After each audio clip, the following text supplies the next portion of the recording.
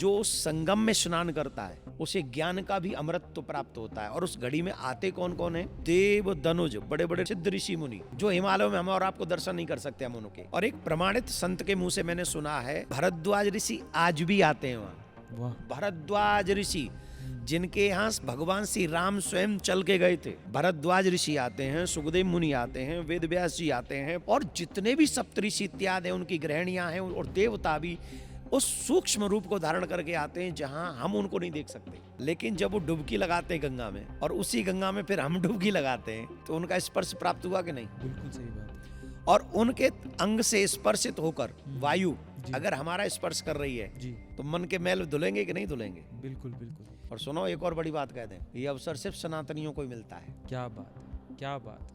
अगर भगवान कुछ और बना के भेज देता ना, कहीं से कटे हुए होते, कहीं से पिटे हुए होते, तो आप सच मानिए ये अवसर हमें मिल भी जाता तो श्रद्धा नहीं होती, श्रद्धा होती तो निष्ठा नहीं होती, निष्ठा नहीं होती तो फिर कुछ काम बनता ही नहीं। ये हम सनातनियों का ही सौभाग्य है कि हम उस बड़े महा उत्सव के हिस्सेदार बन सकते हैं।